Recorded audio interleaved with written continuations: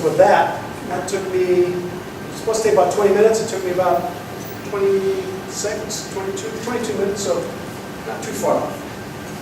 Okay. Any questions? I know this is fairly quick. Yeah. And then as Chris is What going about on. FOV and the GSI?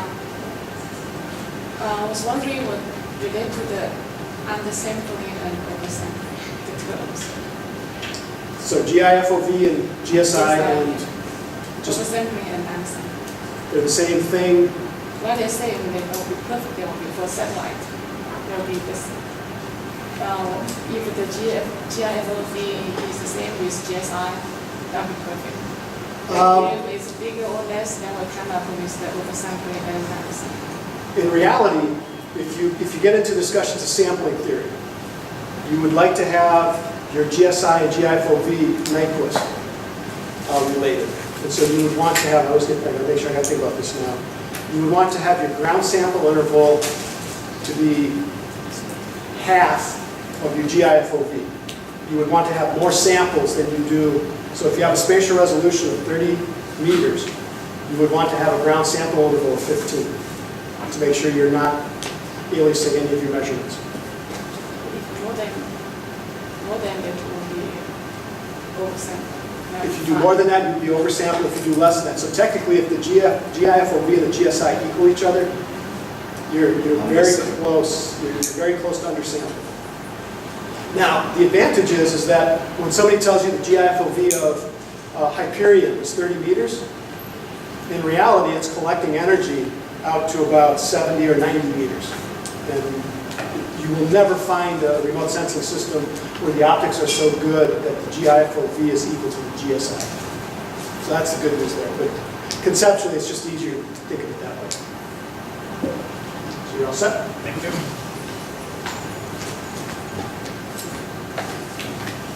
Now, as Kurt mentioned, my background, I'm at Edinburgh University in the field spectroscopy facility, but my background, I was rather disappointed to see someone with 30 years experience. Kind of ages me a bit. But my background is in industry and in building instrumentation. So I'll talk a lot about that and certainly try and relate it to field spectroscopy where I work now. I certainly, I try to correct my jargon, my terminology, and I do apologise if I confuse everyone with my mistakes. I certainly will discourage any mention of measuring light below 400 nanometers. It's a no-go area unless you've got specialist equipment. And generally in field spectroscopy, I would say that we are not tooled up to measure below 400 nanometers, certainly from solar light. That's my opinion. I've got one or two other things which I'll try and point out where I've made mistakes in the terminology. But I always want to emphasize to people when they get a piece of equipment and they say, is it calibrated? Or say, what are your priorities when you build equipment? You put calibration right at the top of that. And calibration is actually number 3 in my priority list. Number 1 is the equipment. Is the equipment fit for the purpose that you're doing? And then number 2 is yourself. Are you fit to do the measurements? And then number 3, we'll worry about the calibration. Of course, you can't do anything until the equipment is calibrated. But calibration is not the be-all and end-all. It's certainly something you cannot forget about. It doesn't make up for the limitations of a piece of equipment.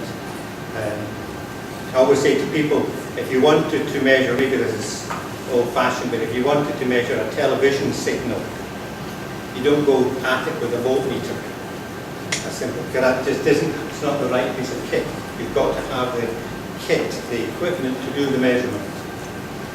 You've got to know what you're doing, you've got to plan, you've got to have a proper methodology so that it takes the measurements that you're expecting, and you've got to be capable of doing it. It is possible, and we say if you were an expert, to take poor equipment and use it under controlled conditions. But you can't expect very much of it, but it can certainly do some, it can be useful in fact. When we go out into the field in the UK, we're all suffering from variable ambient light levels. And so we give people a low-cost light meter, something that maybe only costs less than $100.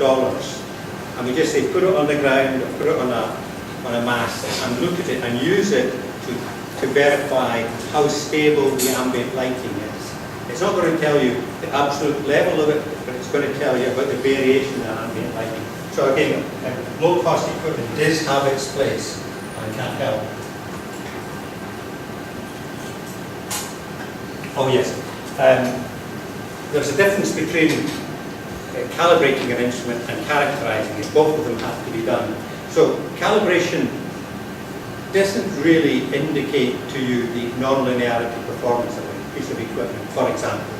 It doesn't indicate stray light issues.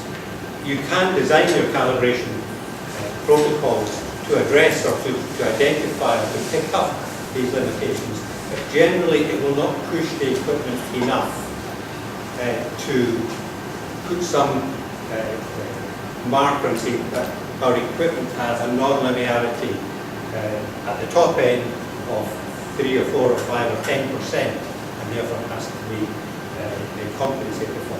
Or it has a stray light level in the blue region, which we would say the ultraviolet region, which means that you cannot rely on the data there. So the calibration doesn't tell you that. You've got to try and develop your own tests, but the calibration laboratory is certainly where you might do some of these tests.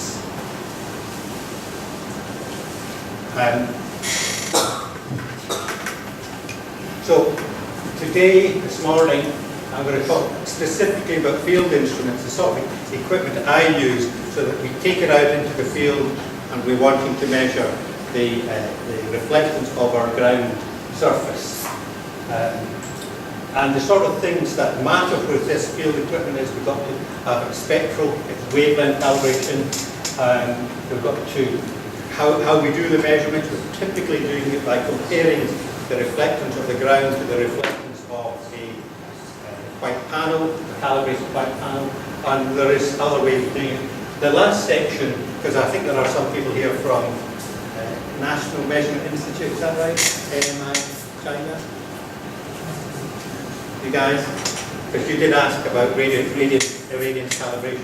So, although we're doing reflectance measurements, or I'm principally doing reflectance measurements, when we talk about the satellite equipment and some of our airborne equipment, we will radiometrically calibrate that. So there's a little bit at the end which will discuss the radiance calibration. I want to describe the 3 methods that you can use to measure reflectance. And it's more or less the same formulas as Kurt put up on the screen, mentioning that we're measuring the radiance coming up from the ground and ratioing it with the irradiance, the light incident on the ground.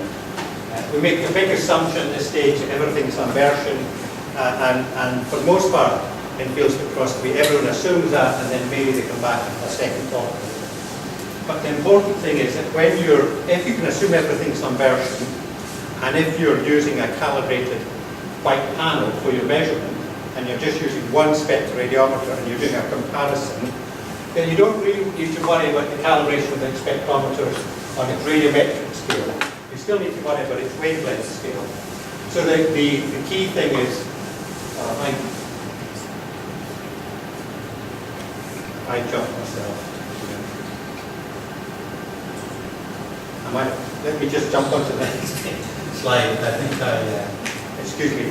The key thing here is that you're able to remove the calibration from the radiometric calibration. So you can go out into the field with a spectrometer that just is calibrated in its wavelength scale, its x-axis. You also have to assume that it's linear in its y-axis, but you do not need to convert the digital numbers into radians. you still definitely need to worry about the calibration of your panel when you talk about that as well. And then the third method for measuring reflectance is to do it radiometrically. I hope I've got my things right around. Now, we don't need to assume that the surface is Lambertian. I've done that the wrong way around. This is the first method that was radiometric. We don't need to assume that the surface is Lambertian, but we will have to then define the measurement angles of both the illumination and the viewing angle. Now, I've always had this sort of pondering, I've always pondered what was the right thing. Are we doing, is the illumination of the surface hemispherical from the sky, or is it directional from the sun? And of course, it's a mix of both of these. But which one dominates? And of course, it's easy to understand that the sun dominates the illumination over most of the spectrum. But when you get towards the blue end of the spectrum, there's a higher and higher proportion of light from the sky. So I've always had this quandary, am I doing hemispherical illumination, directional viewing, or am I doing directional? And maybe more recently I've got to the stage, or settled in my own mind, that all our measurements are directional. Light from the sun, viewing, kind of ignore the sky. Although there is influence, but we're not, we cannot do both. Maybe Kurt will correct me if I'm wrong. We cannot do a measurement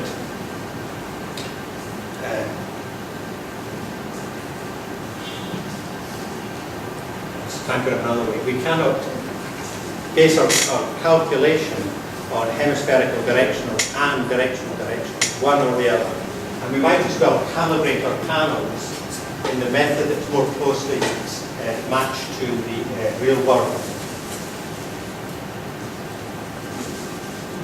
So let's talk a little bit about the calibration of the wavelength channel, the wavelength scale, the spectral channel. I want to emphasize that, we're always saying, well, if you've got a 1 nanometer error in your wavelength scale, is that significant? Or if you've got a 0.5 nanometer or a 5 nanometer error in your wavelength scale, is that significant? But actually, when you're looking at reflectance data, sometimes that isn't significant. So, for example, on this here, I've plotted these. There's two plots here. This is the reflectance. This is the downwelling irradiance. This is the upwelling radiance. And this is the ratio of the reflectance. And there's a 2 nanometer shift, but 2 nanometer error between the two. But almost doesn't matter.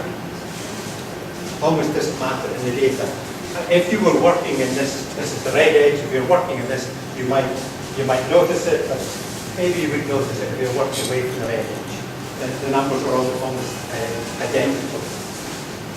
However, that's using a single spectrometer, so don't get hot and bothered about being a little bit off in the wavelength scale. And certainly don't try and recalibrate the spectroradiometer for very small errors, because you might do more damage than good.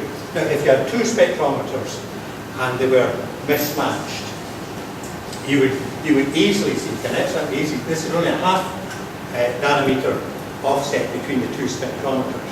But a half nanometer offset between two spectrometers is okay if you know there is a half nanometer offset. You can re-sample it. But if you don't know it, that's what you'll end up with, because all these spectral features in one spectrometer don't align with the other. So you can get these crazy things. So it's really dependent on your methodology, your system, what the precision you need for your wavelength scale. I want to encourage you to always check your wavelength where possible, whether it's the field instruments or the airborne instruments. It's a simple thing to do, and it's a good practice. It helps you know and understand your equipment better. And it's not an expensive capital outlay. It's certainly very helpful in terms of, you can sort of put that caliber. in reflectance versions, you've got two things to worry about. You've got to worry about the wavelength scale and the panel calibration. The wavelength scale is one of the easiest things. You could confirm the wavelength scale with some simple indoor lighting or other features, other sources, but you could also spend a little bit of money and do it more precisely. Now, I'm using, in my lab, I've got these spectral line lamps, and in my case I put them into an integrated scale, but you can buy these sort of sources if you have a fibre-based spectrometer. These sort of, inside here is a spectral lamp and a power supply and a battery. It's the sort of thing you can take out into the field with you. When I'm calibrating my field instruments, the one on the right is probably good enough because I've got a fibre-based system. When I'm calibrating the airborne equipment, where we have a lens-based system, we do need to fill the field of view of the lens, even for the wavelength calibration, to get the most reliable, most repeatable, reliable setup. If I was to place this lamp in front of my airborne hyperspectral instrument, I would get very variable results. So just to give you an indication, a lamp like this might cost you a few $100s with its power supply a little bit more. I go to eBay and I buy my integrating sphere second hand and I tweak them up. The requirement for you can buy second hand products for that. But anyway, even if you don't have to go to eBay, building yourself a setup like that would not cost a great deal of money, but will certainly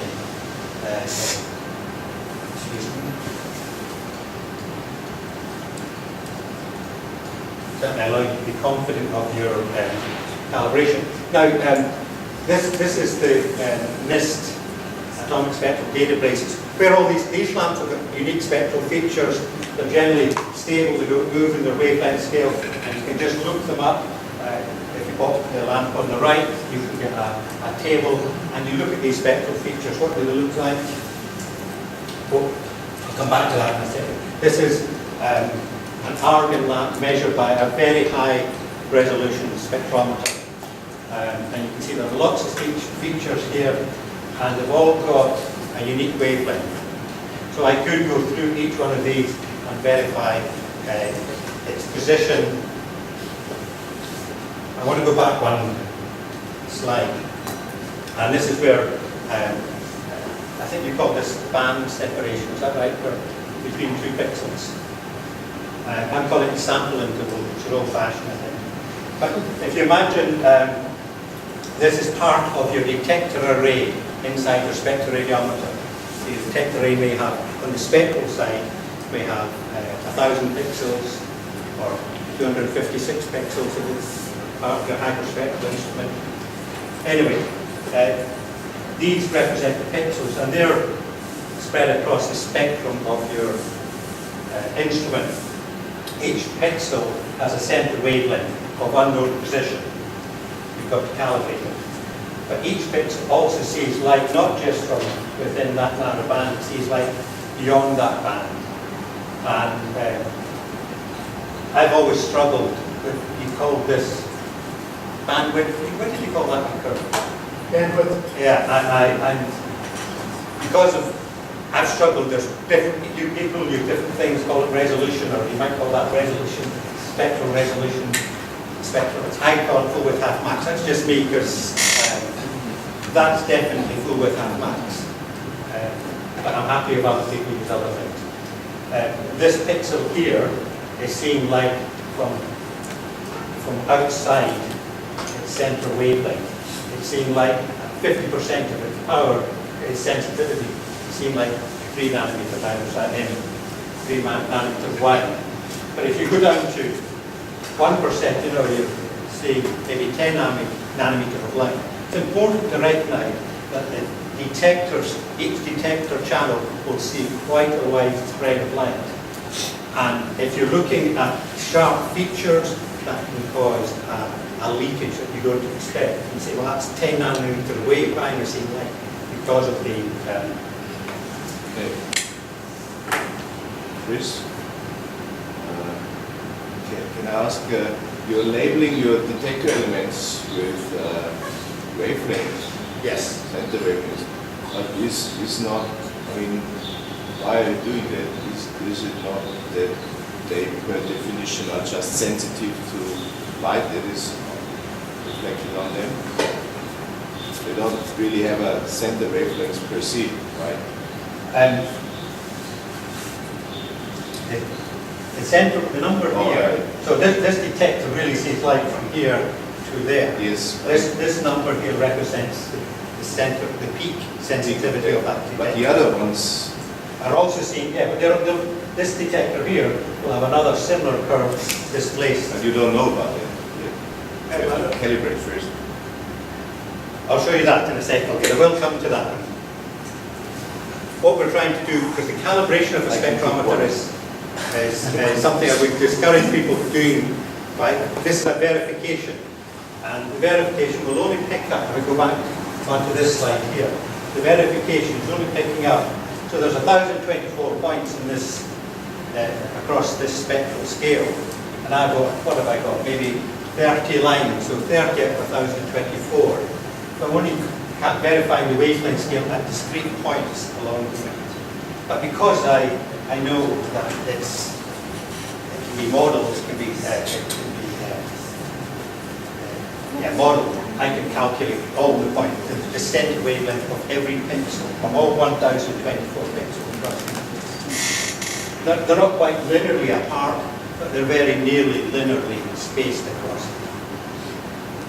By having all these 30 lines, in this example, I can calculate very precisely the center wavelength of each of the pixels.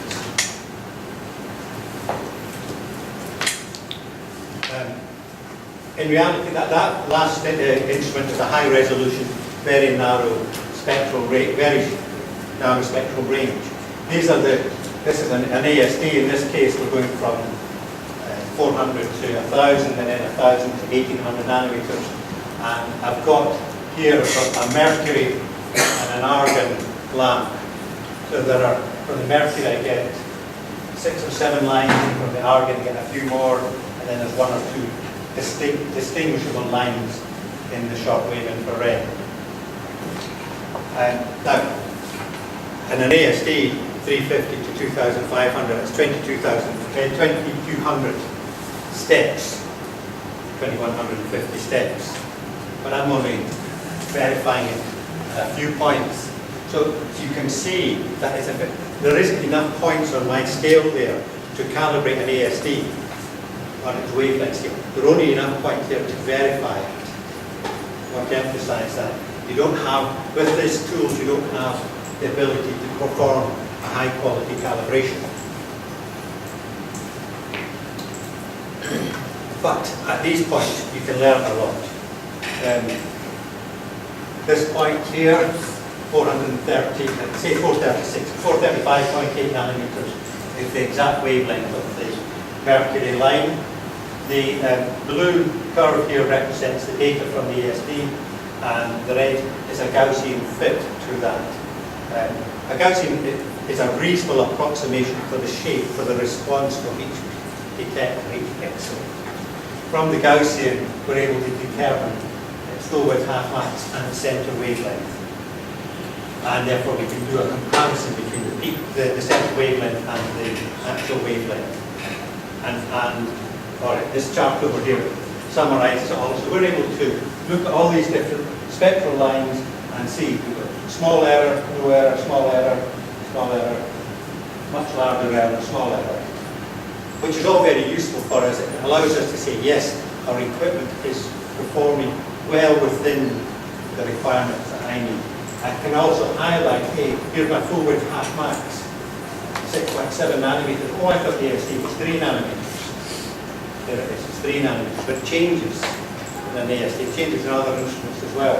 So just to be aware that, using this sort of tool, you're able to begin to characterize the equipment, to verify its wavelength calibration, to understand more about its spectral response for each pixel. You might wonder, why did I suddenly get a 3 nanometer error on my scale? It's because the line I chose actually had 2 overlapping lines, and this certainly moved the overall peak of that one. So the true peak, if that line wasn't there, the true peak would be much nearer to the Mercury line. So this is an incorrect point that I chose. I should have chose a better point. So we'll go back a slide. I can't remember, but it's possibly I chose that one instead of a nice clean one like that, and a nice clean one like that.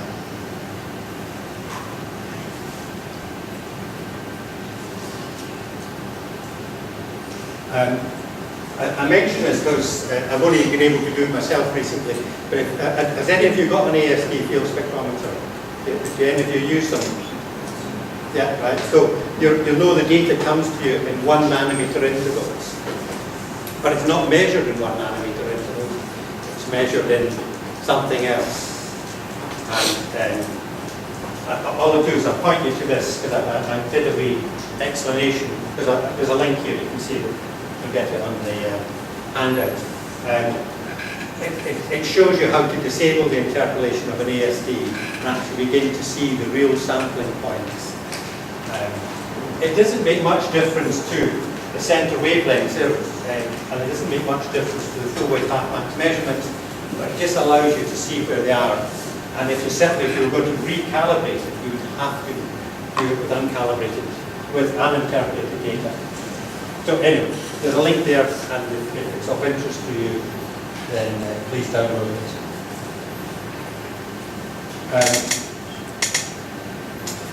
Now the spectral line maps, they're beautiful, they're very reliable, they've got discrete, narrow features, and they don't do very much work in the shortwave infrared. So how do we calibrate the shortwave infrared? And if you've got an ASD, you'll get a piece of mylar to go with it.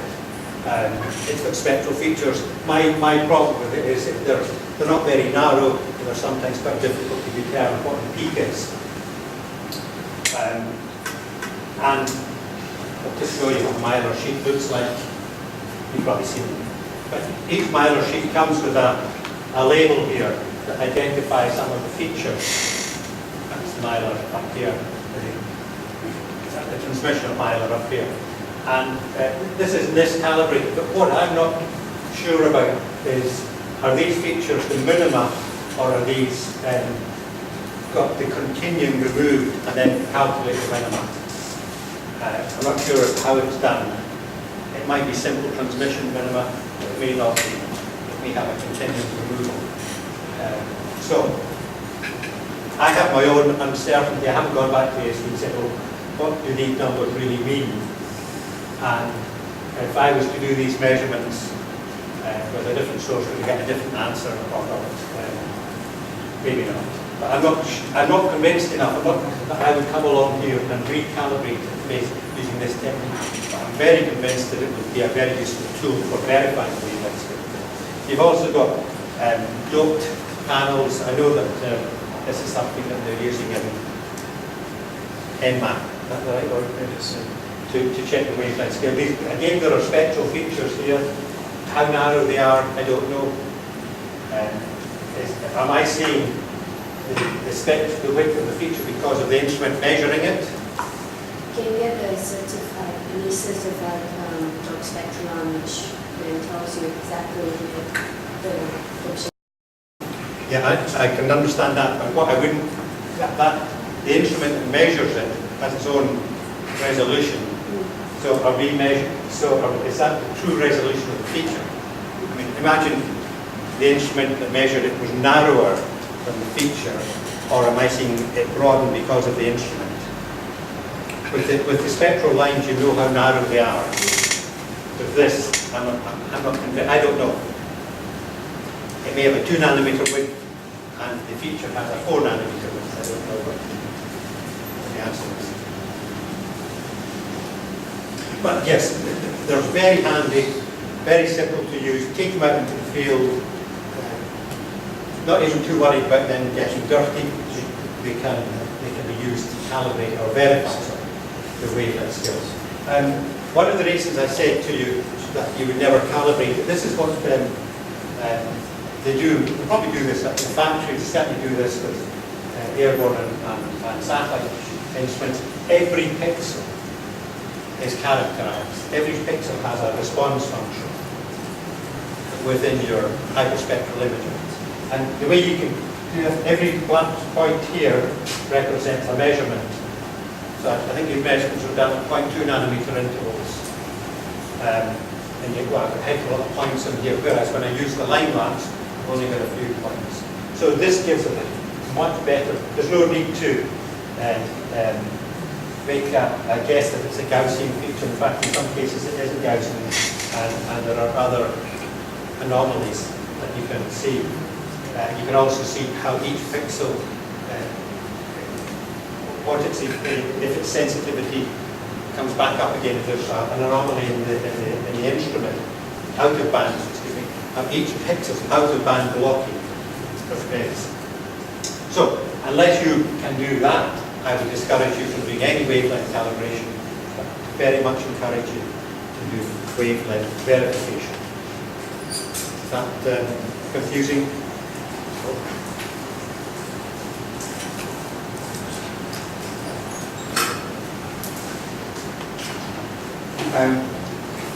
Those who are using spectral on panels in the field to do their measurements, everyone uses them, and they all come, if you buy them from Labsphere, they come with a certificate which quotes the hemispherical reflectance, 8-degree illumination, total hemispherical reflectance.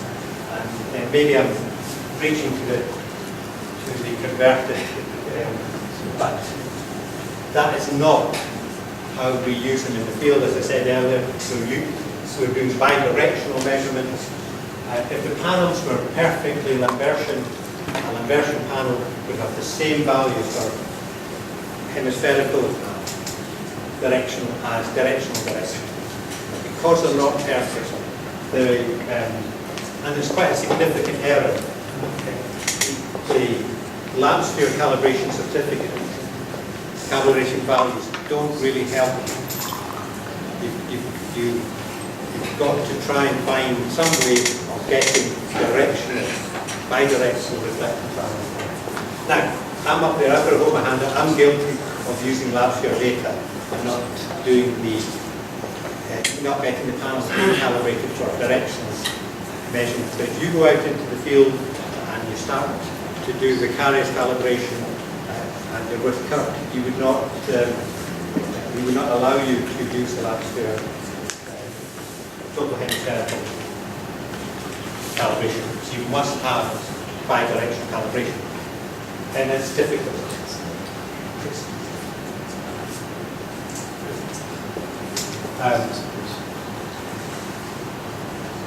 This produced a long time ago a document of how they went about producing spectral bidirectional values on panels.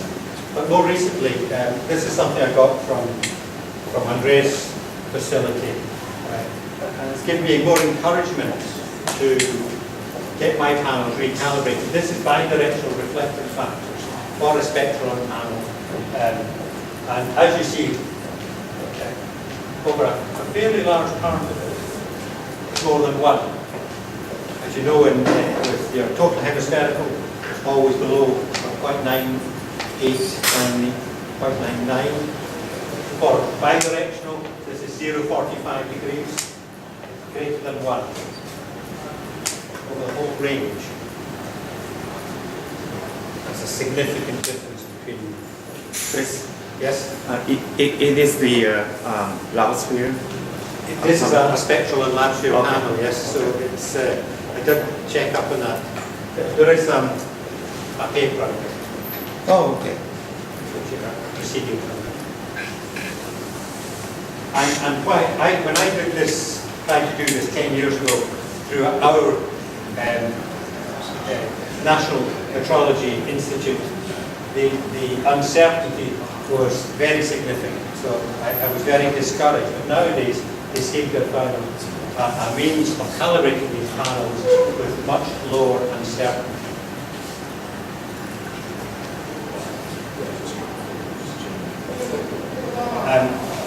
I've been struggling in my own lab to try and get around this problem of bidirectional reflectance.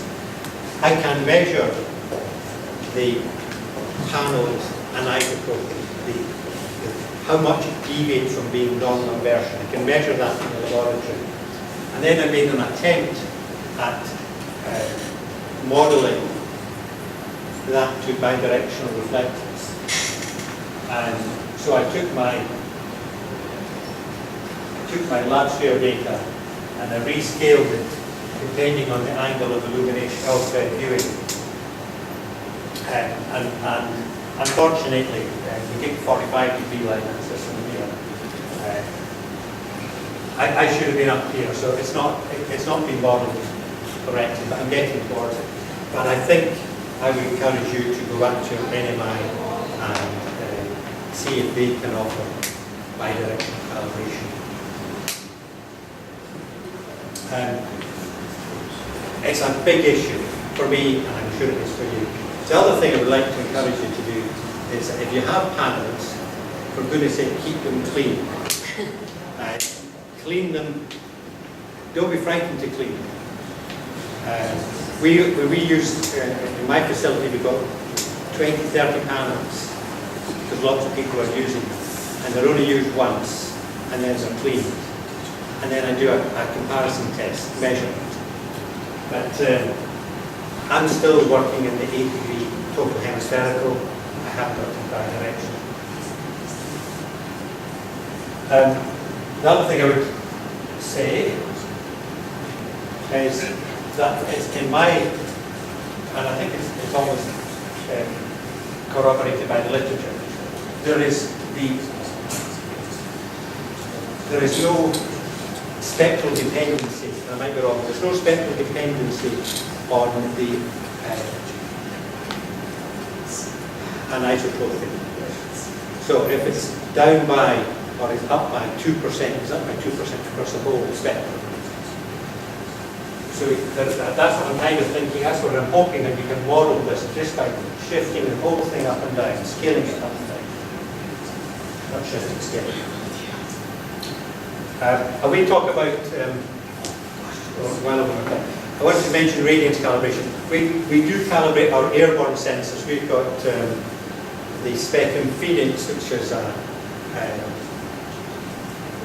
sensor that goes from 400 to 2,500 nanometers. And so we can calibrate that radiometrically. We need to calibrate it on a routine basis.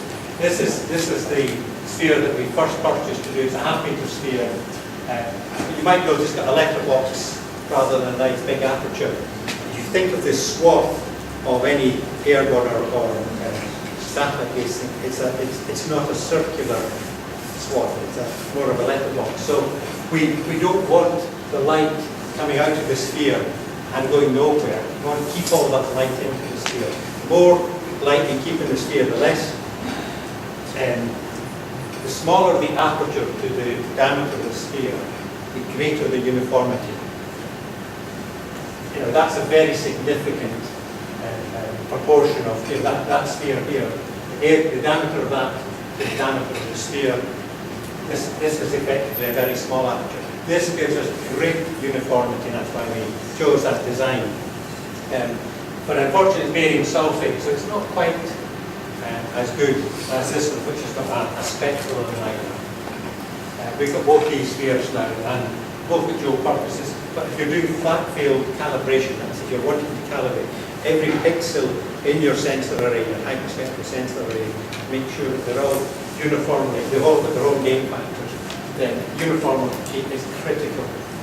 And getting, although an integrated sphere should give you lots of the best uniformity, you don't want to compromise things by having a huge port. Notice our lamps aren't equally spaced around the sphere port. It was decided by the sphere manufacturer that if we placed the lamps like this and orientated the letterbox like that, we would get greater vertical uniformity. And I think everything I've done backs that up.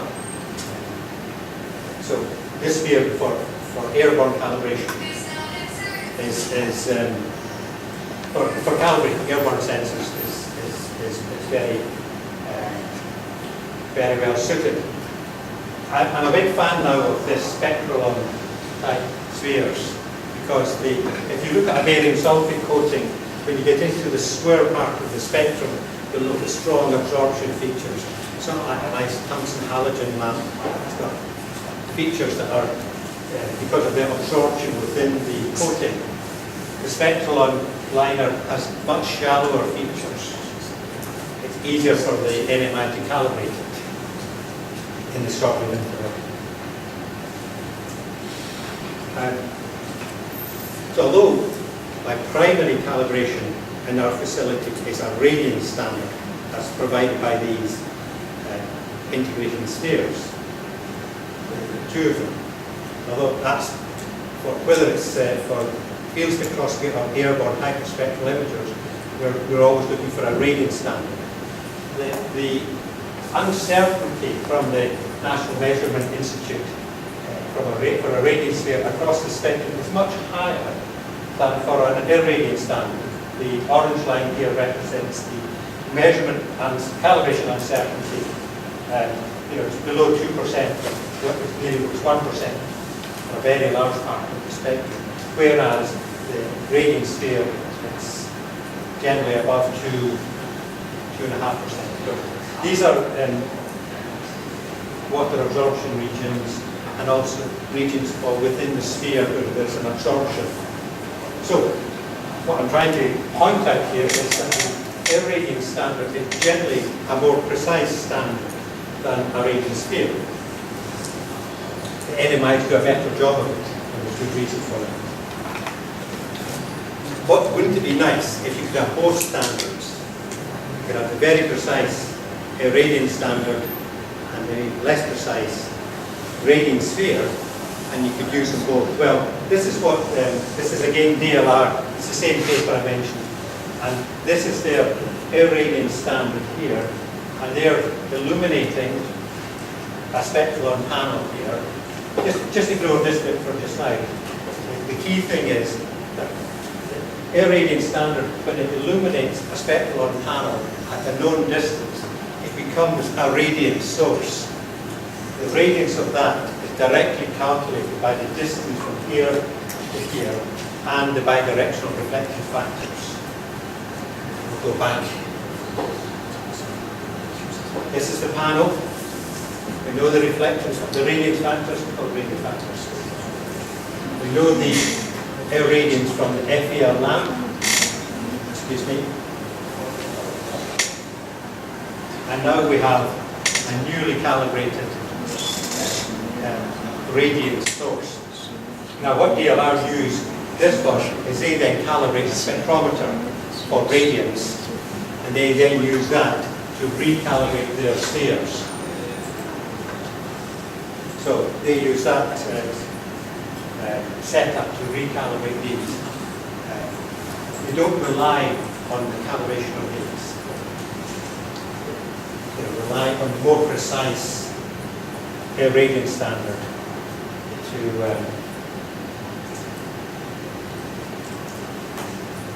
I think it's had enough of